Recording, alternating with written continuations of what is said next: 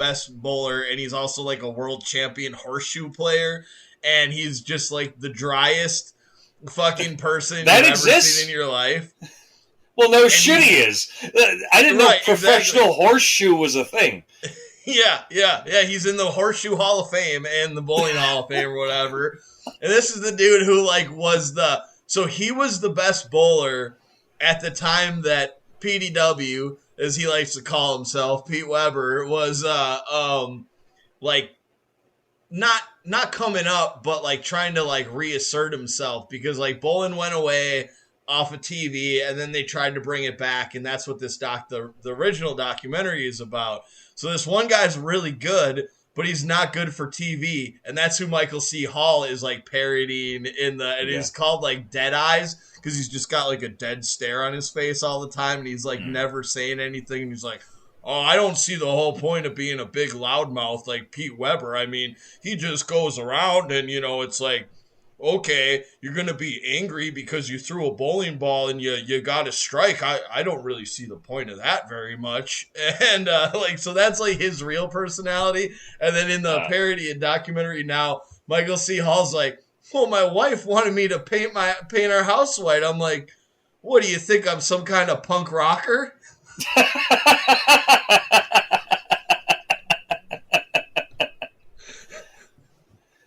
Man, So, I need to see this.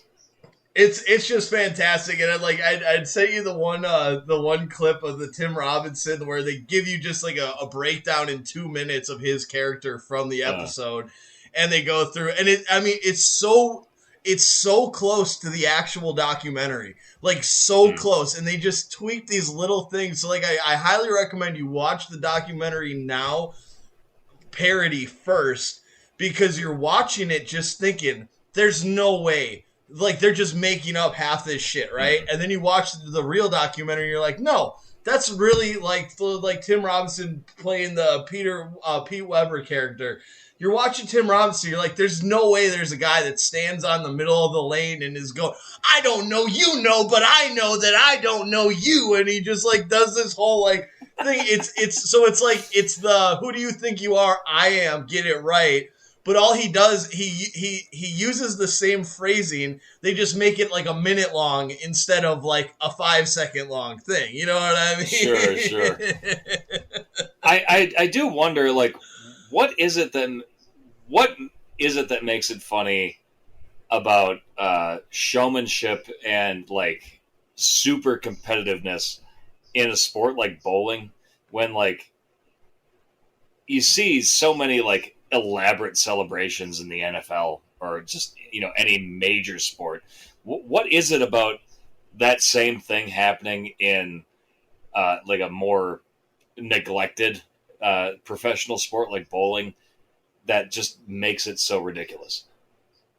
I think what I'd like to wager to bet is that it has a little bit to do with our own feeling like shitty about ourselves. So it's just an easy thing to like fucking laugh at. Like these people are way better at this one thing than most people are at any one thing in their own lives. Like to be professional anything, whether it's horseshoes or whether it's bowling, pool, or any, like different type of game, to get that, or cornhole, let's throw that in there or whatever, to get that good. Like you need to have like the regimen of somebody who's like an NFL player. Maybe not like physically being that like not being that strong, but you need to practice your craft that much. Clearly not physically if you've ever seen a professional bowler.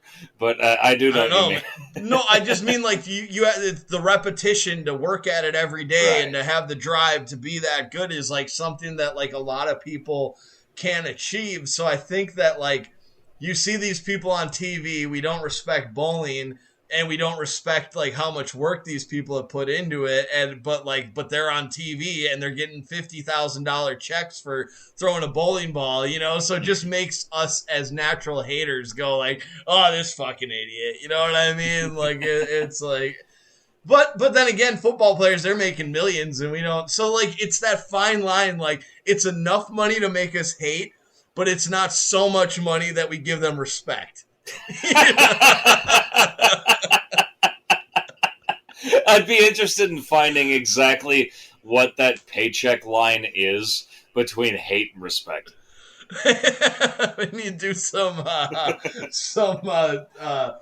we need to get some MTurk, like by Job Online. We need to do some studies about that. Yeah. Like, at what point do you start hating somebody? At what point do you respect that? I think we need to find an intermediate sport between bowling and the NFL. I think it might land at tennis.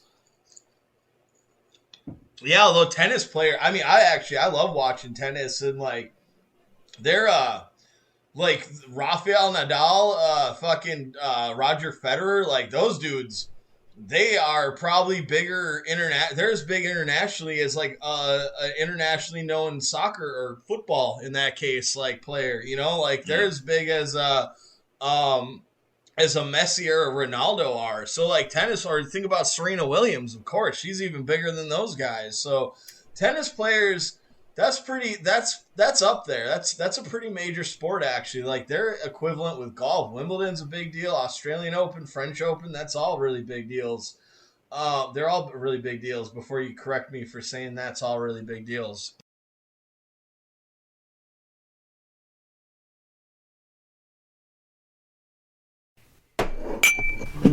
Stool with Matt Nic. Beach volleyball in the Olympics. That's the line. So you compared tennis to golf, and I feel like both of those sports are on like daytime TV. So maybe that's where you draw the line of like what is a respected sport and what is a laughable professional sport. Like, because like bowling, you have to search out to find like PBA tournaments on TV. Yeah. Golf and tennis you can find pretty easily on daytime TV, and then the next step up is like very much anticipated like games like any basketball game, NBA or NFL game. Those are like events. But where you're a little bit off is the weekend or just the weekend daytime tennis and golf tournaments. That's prime. Like the reason why golf tournaments are on CBS or NBC on the weekend in the afternoon, and like they're on here at like they usually start at like 10 a.m. So the more normal part of the regular part of the country, that's like 2 p.m. Eastern on a Saturday afternoon or Sunday afternoon. They're putting on the golf tournament, or they're putting on the big round of like Wimbledon. And the reason they're doing that's prime slot television. Like on the weekends, the nights aren't as important. And even with the NFL, it's mostly a daytime sport. It's just those like 2 games a week that we deem to be important that we put on at night, or then the biggest games like all go on at night. But like weekend, so like the biggest basketball games are on the weekend afternoon, and then they'll have like a shittier game on it Saturday night. But if you're like a really good basketball team, you're going to be playing Saturday afternoon so they can put it on ABC, or Sunday afternoon so they can put it on ABC or whatever.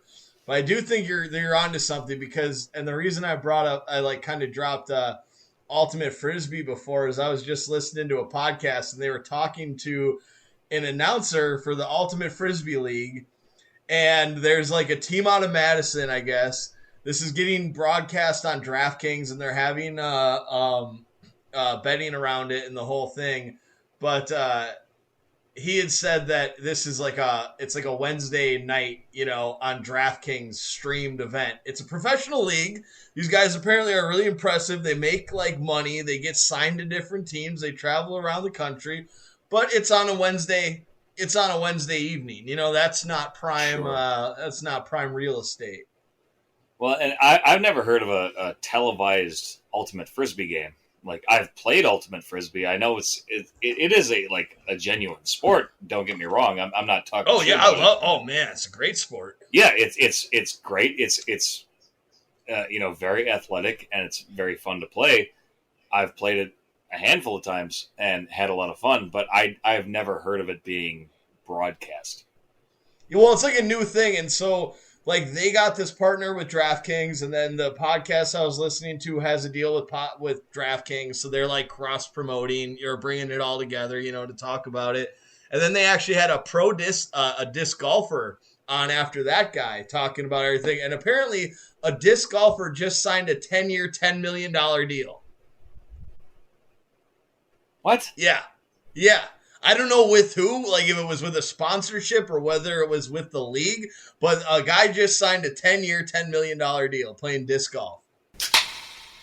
I came prepared for just knowing that I'm going to feel like shit tomorrow, because in preparation for knowing this, knowing what to expect, I got 2 jars of chili sauce, a jar of grape jam, and a packet of Little Smokies. And I just, before we recorded, I picked up a bag of frozen meatballs from my mom's house. So I'm going to throw all that in the crock pot in the morning.